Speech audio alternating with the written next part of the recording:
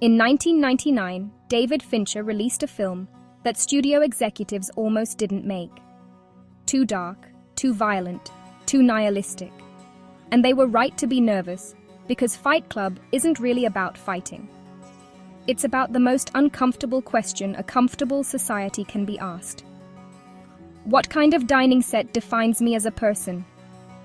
The narrator, a man with a good job, a perfect apartment, and everything a consumer society told him to want, feels absolutely nothing. His lived experience is an endlessly repeating loop of insignificant events, split between the offices of his employer, business trips, and the suffocating comfort of his IKEA-furnished apartment. He has followed every rule, bought every product, hit every milestone, and he is completely empty inside. Fight Club is not a film about anarchy. It is a film about what happens when a person builds their entire identity out of things that were never really theirs, and then watches it burn. This is where curiosity meets truth. To understand Fight Club philosophically, we need to go back to 1883, to Friedrich Nietzsche, and a concept he called the last man. The conflict in Fight Club comes down to Nietzschean philosophy, specifically the conflict between the Übermensch and the last man, representing people who have accepted the pains of the status quo and devolved into passive nihilism. The last man is Nietzsche's most devastating critique of modern civilization. The last man is comfortable. The last man is safe. The last man has a pension plan and a good mattress and strong opinions about coffee. The last man has stopped asking what life is actually for.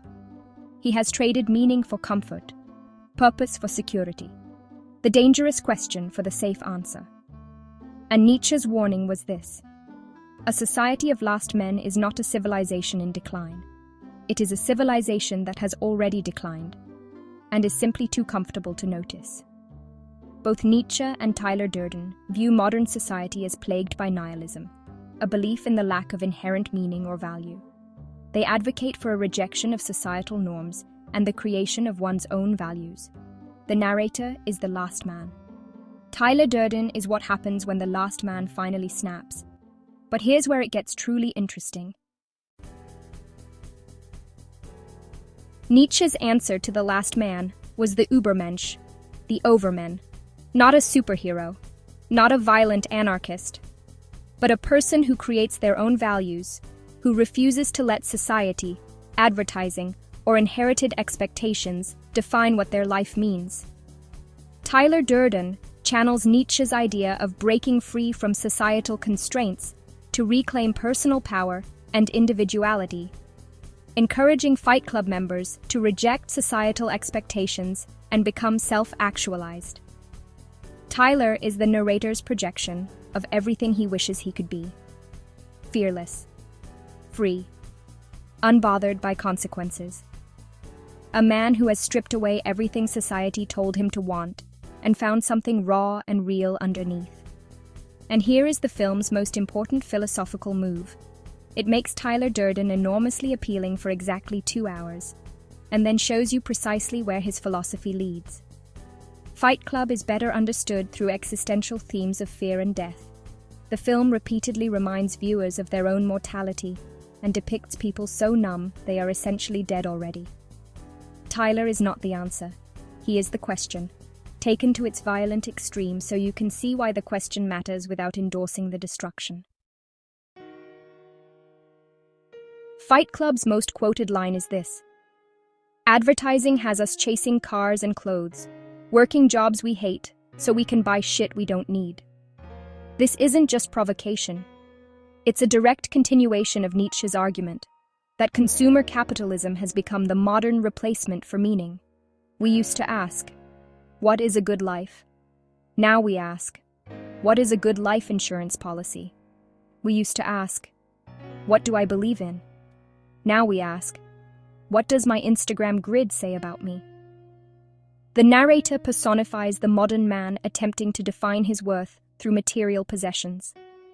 And the trap is not that we buy things. The trap is that we let the things answer questions they were never designed to answer. Questions like, who am I? What am I for? What would be left of me if all of this disappeared? This connects directly to the Truman Show from last week. Truman's identity was constructed by Christoph. The narrator's identity was constructed by a furniture catalogue. Different architects, same cage.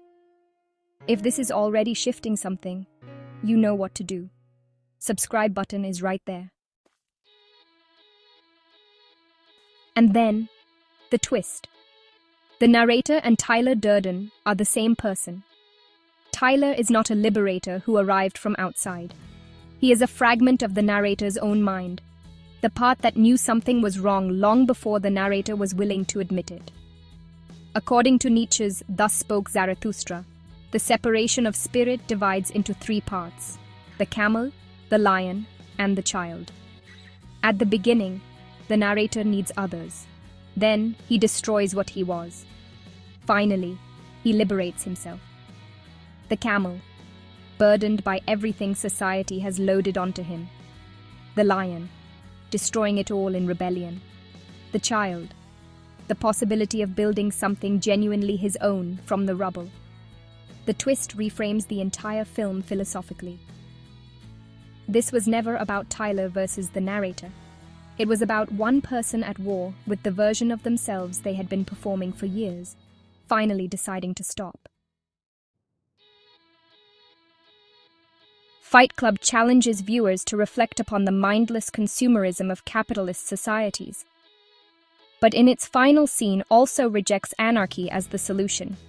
Instead, the film tells us that to find ourselves again, we must reclaim our inner childhood innocence, which allows us to hope for the future, to love another, and ultimately, to love ourselves and life again. Fight Club is not a film that tells you to burn everything down. It is a film that asks, what are you building your identity on? And is that foundation actually yours?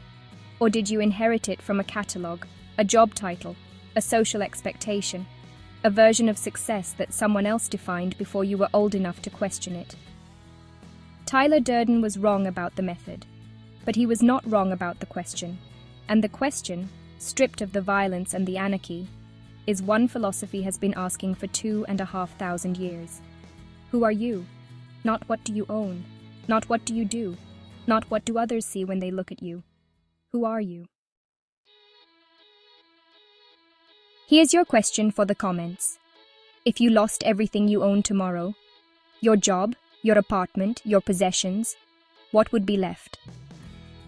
What part of you exists completely independent of what you have? Drop your answer below. New philosophy and pop culture explainer every Wednesday on Chasing Sunsets. Subscribe and hit the bell. Curious minds don't miss this one. This is where curiosity meets truth. See you next Wednesday.